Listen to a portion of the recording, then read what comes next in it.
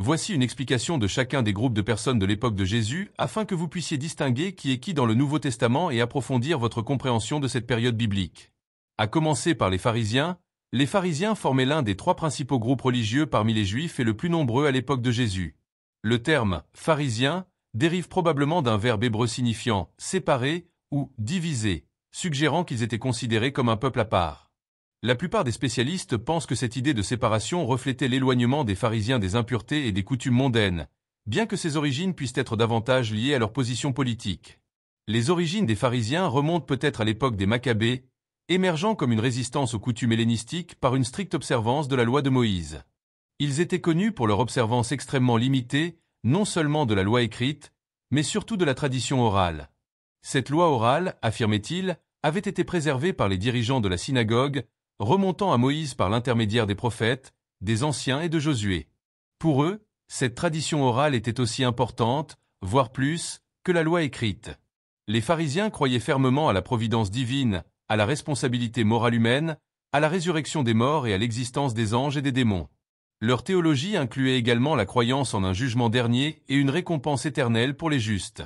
Cette perspective eschatologique les rendit populaires auprès des masses, qui trouvaient espoir dans leur promesse d'une vie après la mort. Jésus critiqua sévèrement les pharisiens pour leur hypocrisie, leur légalisme et leur orgueil, qui se traduisaient par un exhibitionnisme et une fausse sainteté. Bien que théologiquement corrects sur certaines croyances fondamentales, ils imposaient au peuple un fardeau religieux qu'eux-mêmes ne pouvaient assumer, ce qui donna naissance à un système de justification par les œuvres. Les pharisiens voyaient en Jésus une menace pour l'ordre établi et les traditions qu'ils considéraient comme sacrées, tandis que Jésus les accusait de placer les traditions humaines au-dessus des commandements divins. Les Sadducéens. Les Sadducéens étaient un parti religieux et aristocratique, composé principalement de familles sacerdotales. Le grand prêtre appartenait généralement à ce groupe, ce qui leur conférait une influence politique et religieuse considérable. Leur nom dérive probablement de Zadok, le grand prêtre qui officiait sous les règnes de David et de Salomon. Les Sadducéens regroupaient les prêtres et l'élite de Jérusalem, dont les personnalités les plus riches et les plus influentes de l'axe politico-religieux juif.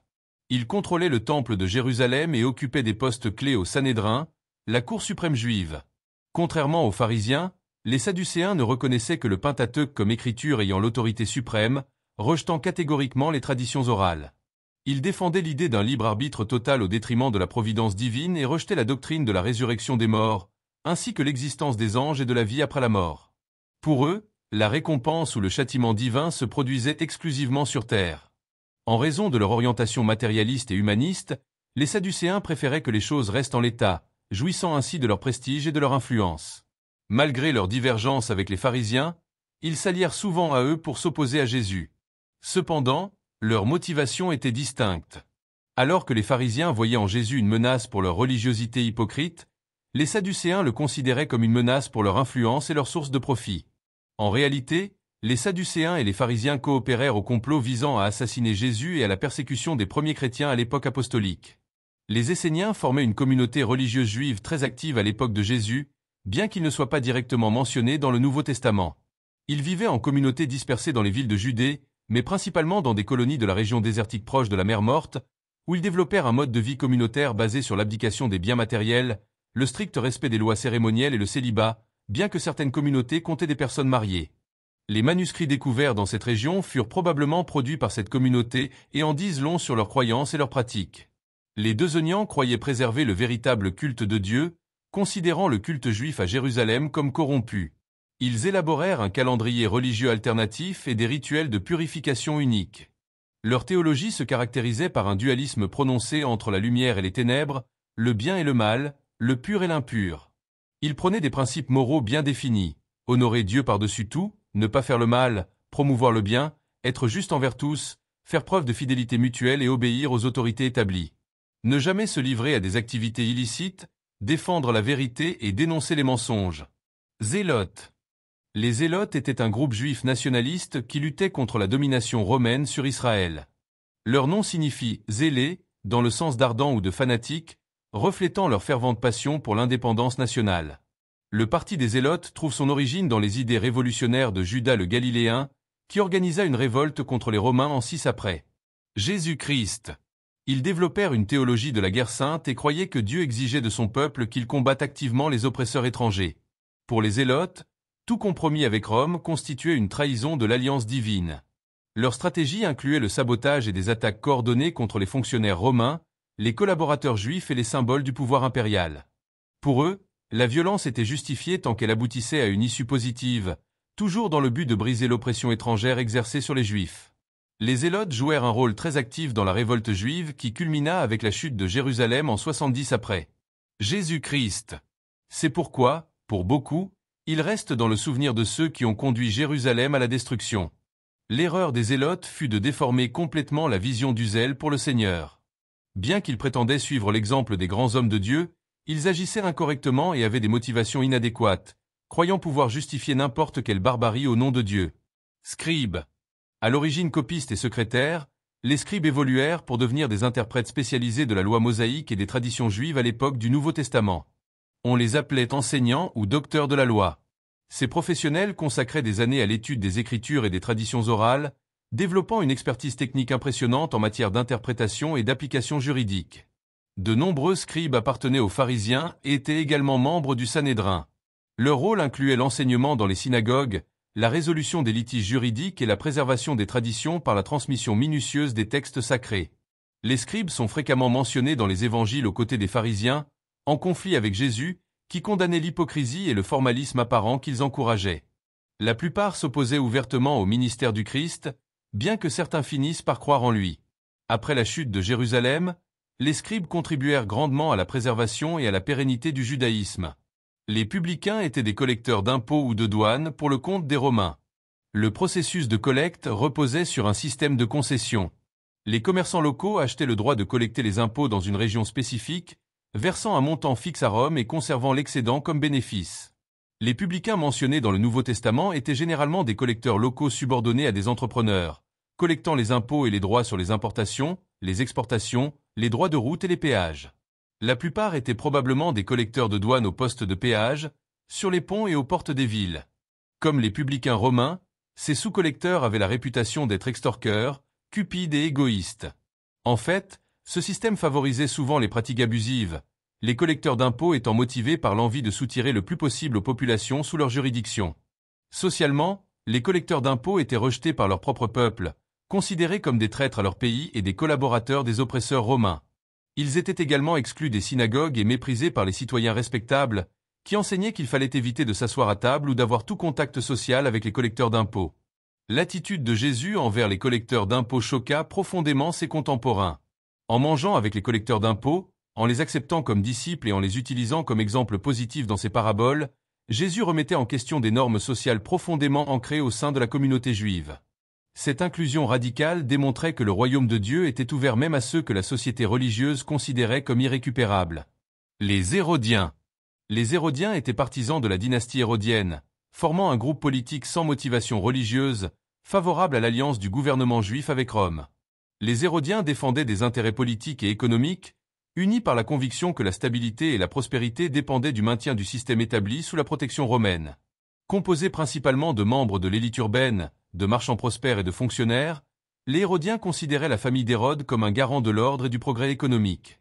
Hérode Anipa, tétrarque de Galilée et de Pérée durant le ministère de Jésus, représentait pour eux un leader capable d'équilibrer les exigences romaines avec les sensibilités juives locales. Contrairement aux Zélotes, qui résistèrent violemment à l'occupation romaine, ou aux pharisiens, qui maintinrent une opposition plus passive, les Hérodiens embrassèrent activement le système impérial pour atteindre leurs objectifs personnels et communautaires. Dans la Bible, les Hérodiens sont également mentionnés comme des opposants au ministère de Jésus et, à l'occasion, s'allièrent à d'autres groupes, comme les pharisiens, pour le persécuter. C'est en réponse à un piège tendu par les Hérodiens et les pharisiens que Jésus déclara avec brio « Rendez à César ce qui est à César et à Dieu ce qui est à Dieu ». Selon la réponse, Jésus pouvait être accusé de blasphème par les pharisiens ou de trahison par les Hérodiens. Samaritains. Les Samaritains représentaient une communauté ethnique et religieuse complexe habitant la région de Samarie. Leurs origines remontent à l'époque assyrienne, lorsque les déportations et les déplacements de population après la chute du royaume d'Israël créèrent une population mixte et syncrétique. Cette population était composée de descendants des tribus du nord d'Israël et de peuples étrangers qui avaient apporté leurs pratiques idolâtres dans la région. Avant cela, la Samarie avait déjà connu des problèmes de mixité ethnique, sociale et religieuse. À l'époque du Nouveau Testament, les Samaritains étaient monothéistes, encore plus rigides que les Juifs sur certains points de la loi mosaïque. Ils ne considéraient que le Pentateuque comme l'écriture authentique, ignorant les livres et écrits prophétiques acceptés par les Juifs. Pour eux, Moïse était le véritable prophète, et le mont Gérizim le lieu de culte authentique, et non Jérusalem. Les Samaritains attendaient également la venue d'un Messie réparateur qui promouvrait le vrai culte et instaurerait la justice dans le pays. À l'époque du Nouveau Testament, les relations entre Juifs et Samaritains étaient marquées par une hostilité mutuelle et une distanciation sociale. Cependant, Jésus ne partageait pas cette hostilité. Au contraire, il exerçait activement son ministère auprès des Samaritains et les incluait dans ses paraboles. Après sa résurrection, Jésus chargea ses disciples de prêcher l'Évangile parmi les Samaritains. Plus tard, le livre des Actes relate la propagation de l'Évangile parmi eux, notamment grâce au diacre Philippe. Il est intéressant de noter qu'une petite communauté samaritaine a traversé les siècles et perdure encore aujourd'hui, les Galiléens. Les Galiléens formaient une population juive régionale vivant en Galilée. Dans les textes bibliques, les Galiléens sont décrits comme simples, nationalistes et, dans certains cas, peu instruits. Bien que ces caractéristiques ne puissent être généralisées, les Galiléens étaient peut-être plus hellénistes que les Juifs de Judée. La Galilée bénéficiait d'un sol fertile et d'un climat favorable, abritant une population dense d'agriculteurs, de pêcheurs et d'artisans. La proximité des routes commerciales internationales exposait les Galiléens à diverses influences culturelles, créant une atmosphère plus cosmopolite que celle de la Judée rurale. Sur le plan politique, les Galiléens maintenaient une tradition de résistance remontant à l'époque des Maccabées. De fait, la région de Galilée fut le berceau de plusieurs révoltes anti-romaines. Sur le plan religieux, bien qu'adeptes du judaïsme orthodoxe, les Galus étaient souvent considérés avec suspicion par les Juifs de Judée, et leur observance de la loi était jugée moins rigoureuse. De fait, le terme « Galilée » était souvent utilisé de manière péjorative. Les Galiléens avaient un accent araméen plus prononcé, facilement identifiable. Jésus a grandi en Galilée et était identifié comme Galiléen, comme la plupart de ses disciples. Enfin, le livre des Actes relate l'étonnement de nombreuses personnes à la Pentecôte face à un groupe de Galiléens qui parlaient plusieurs langues étrangères sans difficulté, permettant ainsi à des personnes de différentes nationalités d'entendre l'Évangile dans leur langue maternelle. Les gentils. Les gentils étaient des non-juifs, ce qui signifie qu'ils constituaient la grande majorité de la population du monde méditerranéen du 1er siècle, représentant des dizaines de groupes ethniques, de traditions culturelles et de systèmes religieux divers. Pour les Juifs, le terme « gentil » fonctionnait non seulement dans un sens géographique ou ethnique, mais surtout comme une catégorie religieuse, distinguant ceux qui adoraient le Dieu d'Israël de ceux qui adhéraient à d'autres systèmes de croyances. Dans l'Empire romain, les gentils allaient des citoyens romains privilégiés aux personnes d'origine barbare en situation de servitude. La religiosité des gentils était caractérisée par le pluralisme et le syncrétisme, différentes divinités étant vénérées simultanément et de nouveaux cultes facilement intégrés au panthéon existant. Dans la tradition prophétique israélite, plusieurs prophéties présentaient les gentils comme des peuples vaincus, contribuant ainsi à la gloire d'Israël. Cependant, il y avait aussi des promesses selon lesquelles les gentils partageraient l'héritage du Messie, qui apporterait le salut jusqu'aux extrémités de la terre, réunissant juifs et gentils dans le royaume messianique. Au 1er siècle, les relations entre juifs et gentils étaient complexes et variées. Si certains gentils étaient attirés par le judaïsme, devenant des prosélytes à part entière ou des personnes craignant Dieu observant certains aspects de la loi sans se convertir pleinement, d'autres conservaient des attitudes allant de l'indifférence respectueuse à l'hostilité active. Mais finalement, durant le ministère de Jésus, il devint évident que la division entre juifs et gentils devait être abolie. L'apôtre Paul écrivit que, grâce à l'œuvre rédemptrice du Christ, le mur de séparation entre juifs et gentils fut abattu, formant un seul peuple dans l'Église du Christ. Les premiers chrétiens comprenaient l'égalité des juifs et des gentils devant Dieu et la nécessité de proclamer l'Évangile à tous les peuples, puisque le Christ est le salut des juifs et des gentils. Nicolaïtes. Les Nicolaïtes étaient un groupe apparu après l'époque de Jésus, pendant la période apostolique et l'Église primitive. Ils cherchaient à diffuser des enseignements contraires au véritable Évangile, dans le but de corrompre l'Église du Christ et de pervertir le culte authentique du Seigneur. Dans la Bible, les Nicolaïtes sont directement associés à une pierre d'achoppement au sein de l'Église de Dieu. Ils ne sont mentionnés que 2 fois dans le Nouveau Testament, dans l'Apocalypse, soulignant que Dieu haïssait leurs œuvres.